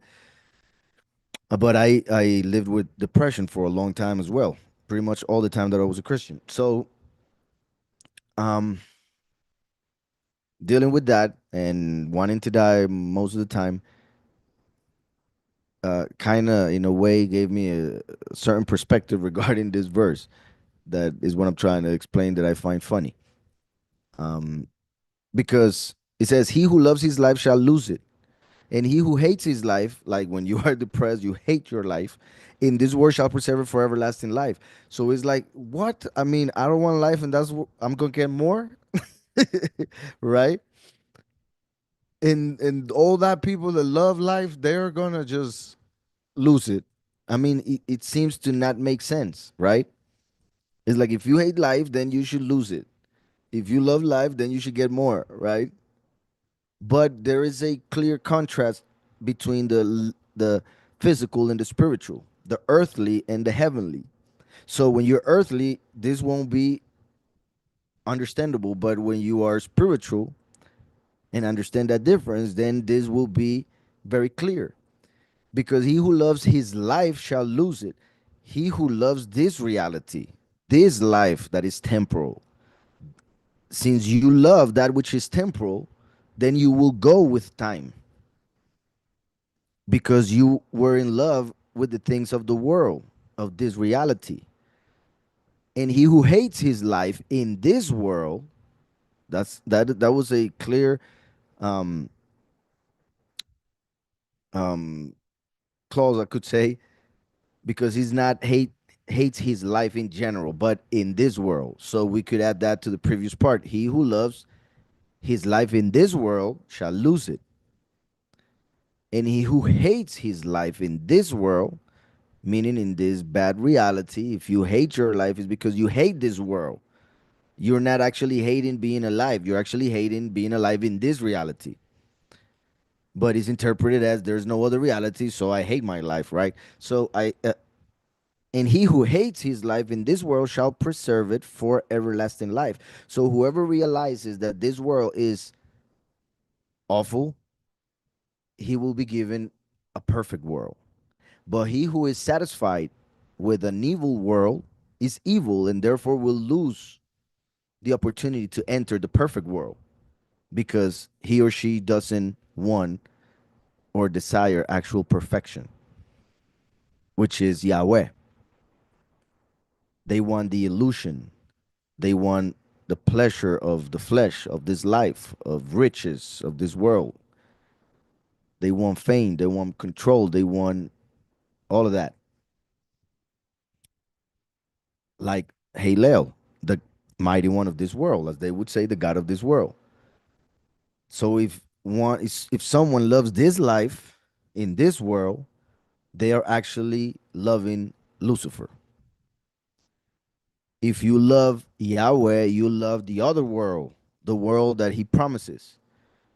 And therefore you will realize that there's a lot to hate of this reality because Yahweh hates evil, and so should we. So he who loves his life shall lose it. This is a verse also that I think about when it comes to Christianity, because sadly, I know there are a lot of Christians who actually believe, who actually want salvation, justification. They just don't know where to get it because they're not being taught the right way, sadly. But Yahweh is good, so he will get them. Um, Now, like I was saying, in Christianity, when you really think about it, really, really, really think about it, and you start paying attention, you will see that most Christians actually love their life in this reality. And they want more things of this reality in order to keep on loving it, right? Or loving it more. And like I was saying the other day, I was seeing a reel, another one, in which they were singing in a church about a song about the rapture, and they wanted to be caught up. They wanted to be caught up, and they were saying like, "Please come for us, please come for us, please come for us." But there was one woman in the background, but like in the background of the choir, right? Like they were all singing on the pulpit, and one of them said, "But not yet." Like right at the end of it, like, "Yeah, come, but not yet." Right? And I'm sure a lot of people get identified with that. They're like, "Yeah, yeah, we love you and everything, but we want to live more in this time." Right? We talk about the end times, and no, no, no. I want more time because I want to have a house and a family and children and then grandchildren and so on and so forth. And I can understand, of course, those desires. But if we actually have our eyes in the kingdom of heaven, then we're not going to be focused on having anything in this reality. And if we do have children, we want to bring them with us to that other reality, not just keep them there or keep them here in this awful reality, right? So he who loves his life shall lose it. There are a lot of people in Christianity, not, and I'm talking about Christianity because they claim to believe in the scriptures and in the Messiah, right? Those who do not believe in the Messiah, it's obvious that they will love this world. But if you claim to believe in the Messiah and the scriptures, the old and new covenant, you should know this verse. He who loves his life shall lose it, and he who hates his life in this world shall preserve it for everlasting life. So I repeat that in a way, in the wrong way, it seems like punishment.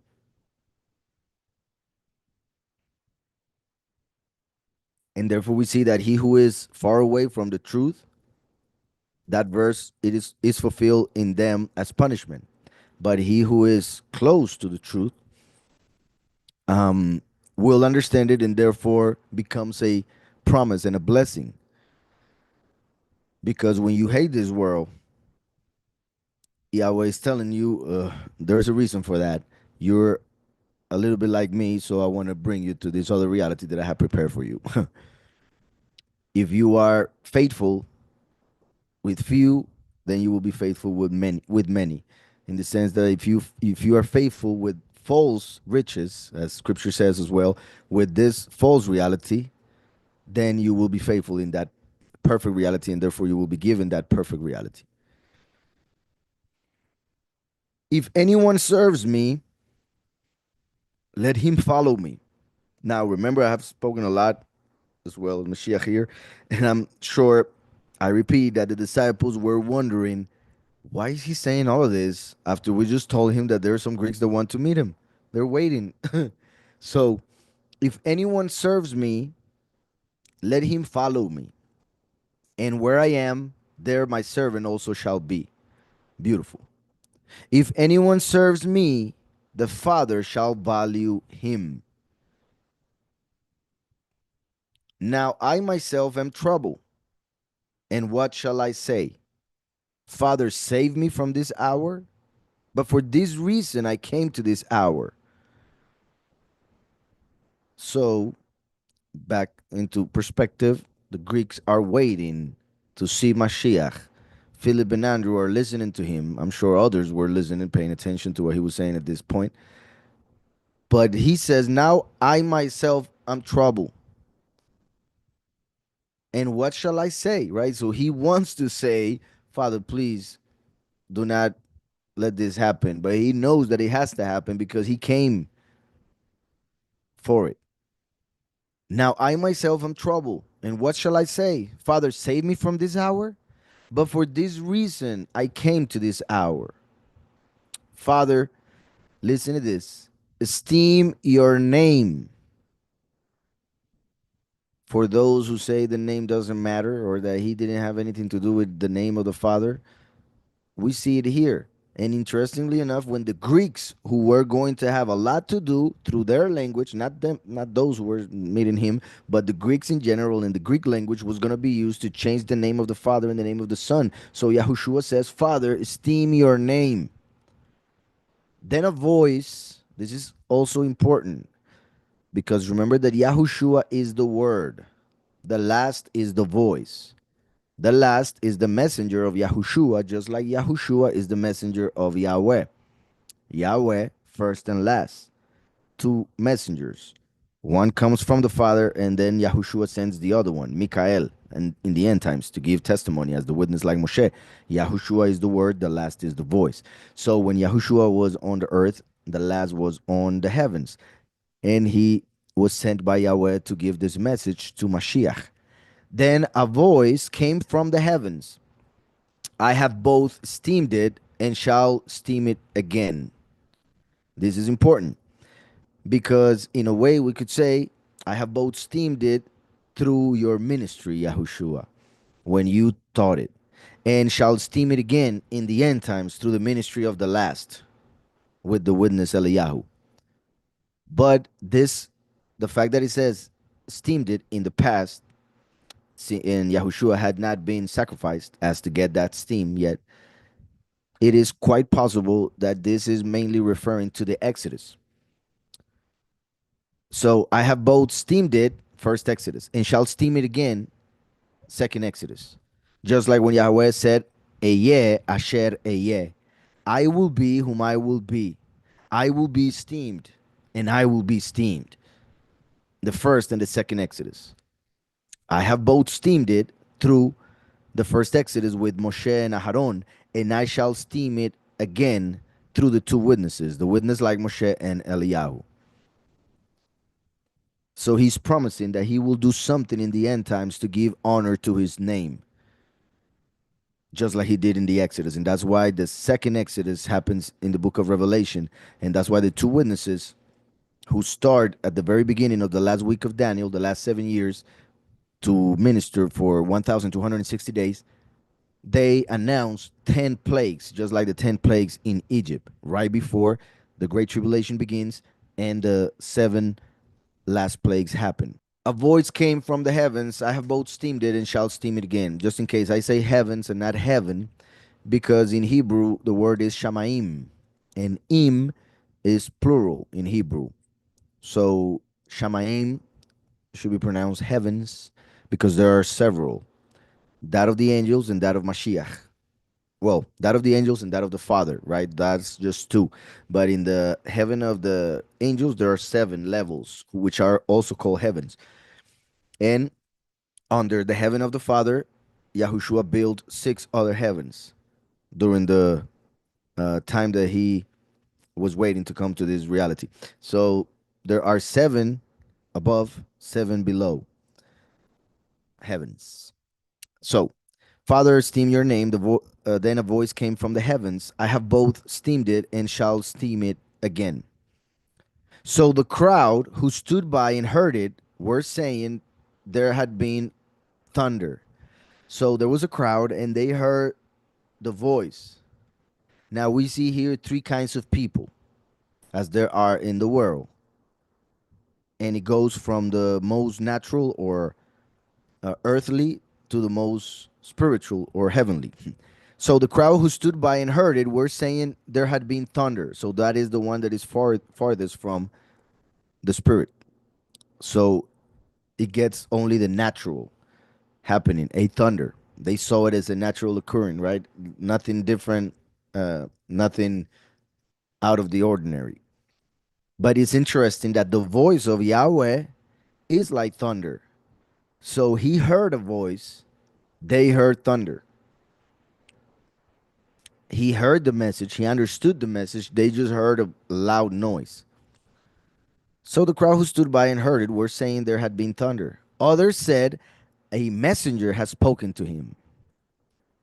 So some who were closer to the spirit, to the spiritual reality, realized that there was an angel talking to him because messenger is the meaning of malach in Hebrew, which in Greek is angel, angelos, which turned into angel. So others said a malach has spoken to him.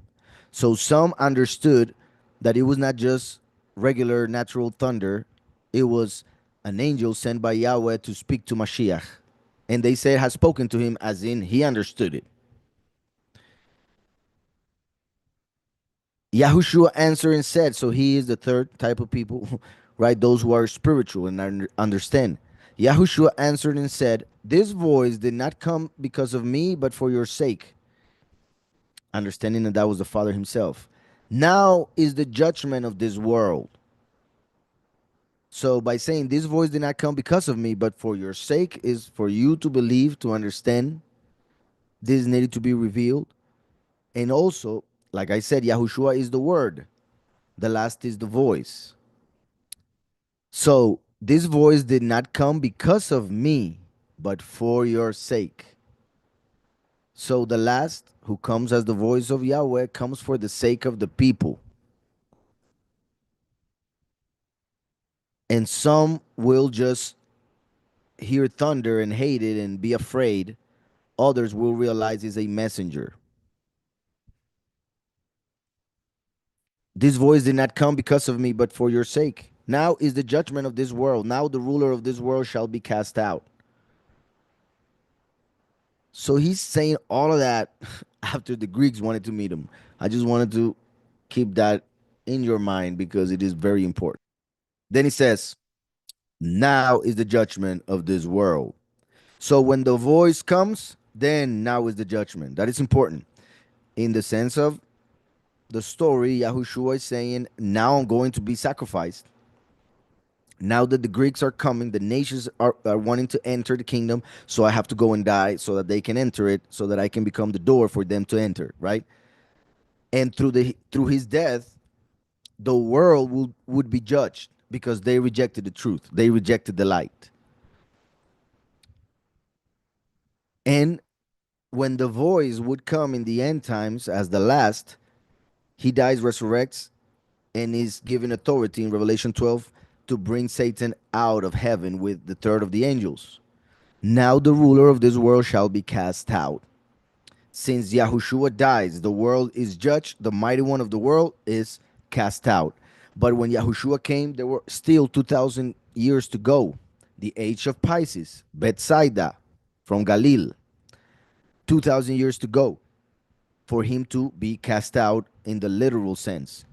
But since Yahushua was going to die, and for Yahweh 1 day is like 1,000 years, that happened 2 days ago. Yahushua died and took away the authority of the enemy for him to be cast out in our. So now is the judgment of this world. Now the ruler of this world shall be cast out. Interesting. That is Satan, of course, right? We know that. But people tend to forget it. It says, the ruler of this world. He rules this world. That's it. That's why also in Revelation 12 it says that he deceives the whole world. The whole world, not just part of it, not just a percentage part, like a religion, couple religions. No, the whole world. And I, if I am lifted up from the earth, shall draw all men unto myself.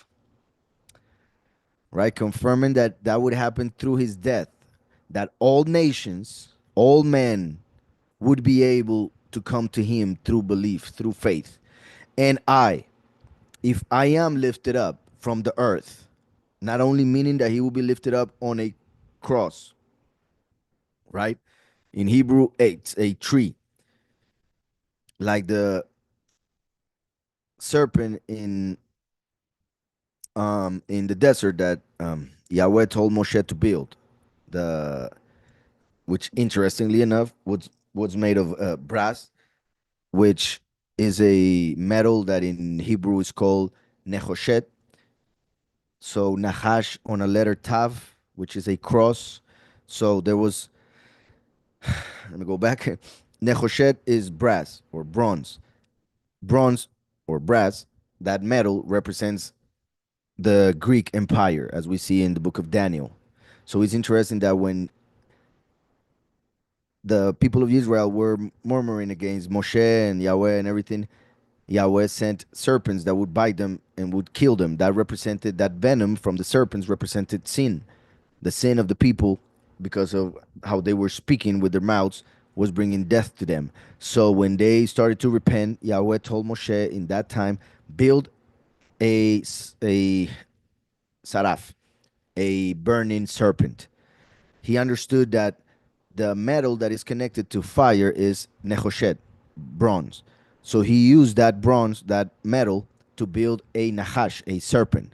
So a serpent, nahash, made of bronze, represented a serpent on fire. Therefore, in Hebrew, a saraf, like the seraphim.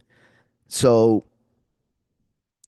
he built a serpent with brass and put it on a pole, and that represented the fact that Mashiach would die on a cross, on a beam, wooden beam, and then through that he would kill the ruler of this world, the serpent, because Nahash, serpent, has the numerical value 358, as you guys already know.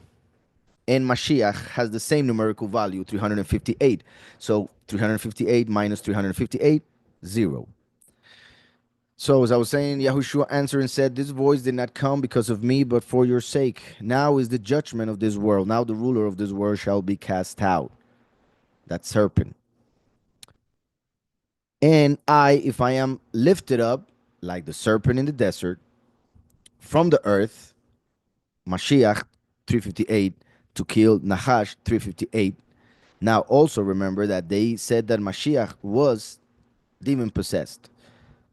They said that he was a blasphemer and a bunch of things, so they called him a serpent, pretty much. And he came in the flesh, which is connected to the serpent, because of the inclination to evil. Although Yahushua did not have it, that's why he was tempted from outside, but he didn't fall into temptation like uh, Adam or Eve did. So, just like sin came through one man, sin came out through one man, Yahushua HaMashiach. So if I am lifted up from the earth, not just on the cross, but then to the right hand of the Father, shall draw all men unto myself, not just the Israelites, but all nations. This he said, signifying by what death he was about to die. So even though the way the Israelites would kill people who were sinners would be stoning because of the commandments that were written on stone, in this case, Yahushua was talking about being sacrificed like the Romans did it, because he knew that that was what the route that the Pharisees were going to take in order to kill him, using the Romans to do so. So, signifying by what death he was about to die, like the serpent in the desert, I repeat.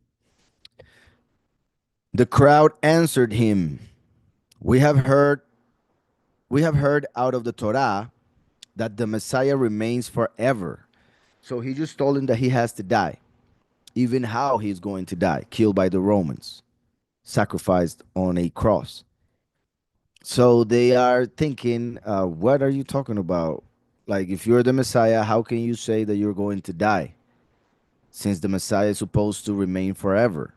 They didn't understand that in order for him to remain forever with us, he had to die for us and then resurrect to live forever. However, they were expecting him to come, take out the Romans, and remain forever. But as he said it earlier, where it is, as he said it, unless a grain of wheat falls into the ground and dies, it remains alone. But if it dies, it bears much fruit. So they didn't get it because they already, he already told them the answer to this question that they are making way after. The crowd answered him, "We have heard out of the Torah, but listen also to this. We have heard. It doesn't say we have read, right? And obviously, just in case, that was common in that time because it wasn't possible for everybody to get the scriptures like we do nowadays. We're so blessed with that. They had to go and hear it. Faith comes through hearing, and hearing the word of Yahweh. However, my point is that not only you hear the voice, but also they were hearing their teachers, and those teachers were deceiving them through false doctrines, commandments of men, so on and so forth. So we have heard out of the Torah that the Messiah remains forever. And how do you say the son of Adam has to be lifted up? Who is this son of Adam? So you see that they themselves didn't get it. And since he spoke in the third person, they started asking about the son of Adam. So who is he? We know who you are, but who is he? Yahushua therefore said to them, "Yet a little while the light is with you." Yahushua is that light. So he's saying, a little while and I'll remain with you. Yet a little while the light is with you. So that is like when the sun is going down during the afternoon. Yet a little while the light is with you. Walk while you have the light. Yahushua is the way. We must walk through that way, which is Yahushua doing everything like he did. And it is talking also about how he came as the light of the world. But when they killed him, he left the world, just like when the sun disappears from our sight. So then comes the night, which would be the past 2,000 years until the very end when it gets darker and darker. And that's when the son of Adam manifests as a thief in the night. So walk while you have the light, lest darkness overtake you. Right? Pretty much is also saying believe in the Messiah, the light, and walk through the way himself before he is killed. Because if you don't accept him, then you will remain in darkness, like the Pharisees who claimed to see, yet they were blind.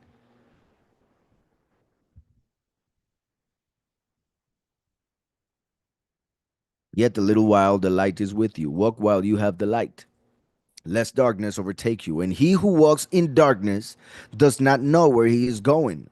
So those who wouldn't accept the light, who wouldn't accept the way, would not have light to walk nor a way to walk on. So they would not know where they were going. And he who walks in darkness does not know where he is going. While you have the light, believe in the light. You see how he's talking about believing in him, about faith, because you would think he would say, see in the light. But no, he says, believe in the light. And remember that 2 Corinthians 5:7 says, we walk by faith, not by sight. So have faith in the light so that you can walk. While you have the light, believe in the light so that you become sons of the light. These words Yahushua spoke and went off and was hidden from them. Was hidden from them, like the light of the sun during the afternoon. But but though he had done so many signs before them, they did not believe in him. So you see how quick it changed? Perhaps right when they heard that he had to die, and the teaching of their Pharisees and leaders had more authority in their heart, had more power, the tradition and all of that. But though he had done so many signs before them, they did not believe in him. That the word of Yeshayahu, the prophet, might be filled, which he spoke. Yahweh, who has believed our, I mean, Yahweh, who has believed our report, and to whom has the arm of Yahweh been revealed. Remember that, as I always say, Yahushua is the arm of Yahweh. The last is the hand of Yahweh. Arm and hand united can do everything, right? So first and last becoming one at the end will harvest and gather the chosen few. Yahweh, who has believed our report, and to whom has the arm of Yahweh been revealed? To a few. Because of this, they were unable to believe, because of that prophecy, because that had to happen. Or Yahweh had seen it and revealed that it was going to happen, so it happened point blank. So because of this, they were unable to believe, because again, Yeshayahu said, he has blinded their eyes and hardened their heart, so that they should not see with their eyes and understand with their heart and turn, and I should heal them. They, because of their sins, didn't deserve to be healed, because they weren't repenting as to receive mercy and therefore healing. So Yahweh blinded them like the Pharisees in order not to see the light nor believe in the light. Therefore, they didn't know where they were going. He has blinded their eyes and hardened their hearts, so that they should not see with their eyes and understand with their heart and turn, and I should heal them. Remember that turn is pretty much to repent, what is making reference to mainly in Hebrew. Teshubah, to return. Yeshayahu said this when he saw his steam and spoke of him. Still, even among the rulers, many did believe in him. But because of the Pharisees, they did not confess him. They did not confess him like many do. Remember that justification comes through the belief in your heart. Yet salvation comes through the confession with your mouth. Romans 10:10. So we see here that the Pharisees did not confess him, Yahushua, as Messiah because of fear of Pharisees, because they did not want to be left out. They wanted to remain being part of the club, as many in the churches of nowadays. Still, even among the rulers, so many there will be some Christians who will understand and believe in the name, but they won't want to leave their churches, and they will remain there following that false doctrine in order to remain with their friends and well, in Christianity. And then when it starts to get late, they will realize it, and some will convert. Some others will have to go through death in order to be justified for not confessing him, because they will be justified through their belief, but not saved because of not confessing him. So, still, even among the rulers, many did believe in him, but because of the Pharisees, they did not confess him, lest they should be put out of the congregation. They did not want to be left out of the congregation. Same thing happens nowadays. For they love the praise of man more than the praise of Yahweh. That is amazing and sad because the same thing happens nowadays. They don't have that true faith, so they don't actually want the praise of Yahweh. They want the praise of men. They want people to praise them, to see them as great people, to love them, to accept them, to receive them, to invite them, to call them, etc. Because they are looking for the love of men and not of Yahweh.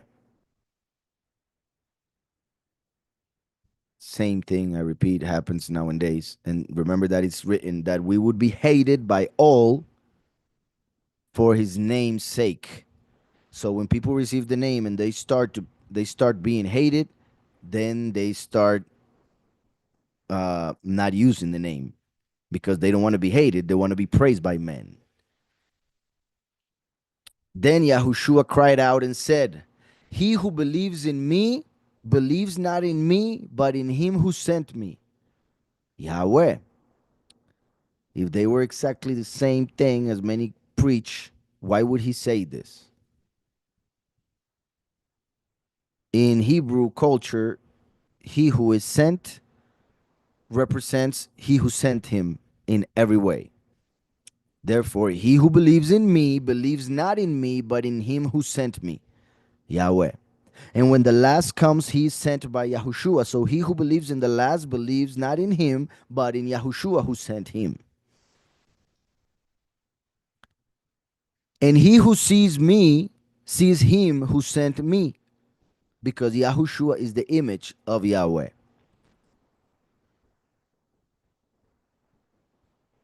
The last is the likeness of Yahweh. That's why men would be made in his image and likeness through the first and the last. And that happened in the sixth day because it will happen at the end of the sixth millennium when men, the chosen few, will finally receive that likeness, that image and likeness. So, and he who sees me sees him who sent me. I have come as a light into the world. He was interpreting his own words from earlier. I have come as a light into the world, so that no one who believes in me should stay in darkness. That's beautiful. So if we believe in him, he will give us light. And if anyone hears my words, and regarding that, since he is the light, when we have him, we have light within us. So we become menorot, lamps that will, or lampstands that will light the way for others by preaching about Mashiach. So since we are in the time of darkness, the spiritual night, because Mashiach left to the heavens, then we need to have light within us in order to be able to walk, just like when a person has a flashlight to walk through the night. So I have come as a light into the world so that no one who believes in me should stay in darkness. And if anyone hears my words but does not watch over them, I do not judge him. Here we see that Yahushua says that he didn't come to judge, but he came to save. He came to forgive. He came as a lawyer. The last comes as a witness. Through that testimony, many will be judged, but the judge is Yahweh. When first and last become one, when the defense and the testimony become one, then the judgment can happen. And if anyone hears my words but does not watch over them, I do not judge him. For I did not come to judge the world, but to save the world. It's important. But when he comes, when Yahweh comes again, now the judgment comes. People take this as if it was the only time that he came, and therefore he only came to save, and there will be no judgment, not understanding really what he's saying. He had to offer salvation first for judgment to happen. If not, it wouldn't be fair, or it wouldn't be merciful as Yahweh is merciful. He who rejects me and does not receive my words has one who judges him. So we see here that there is judgment. Yeah. He who rejects me, so he came to save those who accept him, those who receive the light, not to remain in darkness. But he who rejects me and does not receive my words, his teaching in the name of the Father and the Son, has one who judges him. The word that I have spoken shall judge him in the last day, meaning that which is written. But remember that the voice spoke to him. And now he says, the word that I have spoken, what is that called? A voice, right? When you speak a word, you do it through your voice. So it is through the voice of Yahweh, the judgment will manifest. Has one who judges him. The word that I have spoken shall judge him in the last day. Because I spoke not from myself. Because I spoke not from myself, but the Father who sent me has given me a command, what I should say and what I should speak. So everything that he said and spoke was from the Father directly. And I know that his command is everlasting life. That's beautiful. So Yahweh gave a commandment to Yahushua to give us everlasting life. What a beautiful commandment. And that's why Yahushua, through suffering, learned obedience, as scripture says. Because I spoke not from myself, but if they say that they're exactly the same, then it would be from himself, right? But because I spoke not from myself, but the Father who sent me has given me a command, what I should say and what I should speak. And I know that his command is everlasting life. Not only he commanded Mashiach to give us everlasting life, but also the fact that if we fulfill his commandments, we receive everlasting life. Yahushua fulfilled all of the Torah, and he received everlasting life when he was killed. And now through our faith in him, we receive the help from the Ruach to understand the scriptures and be able to fulfill the Torah in the right way according to the true commandments, not those of men. And I know that his command is everlasting life. Therefore, whatever I speak, as the Father has said to me, so I speak. And that's how the chapter ends.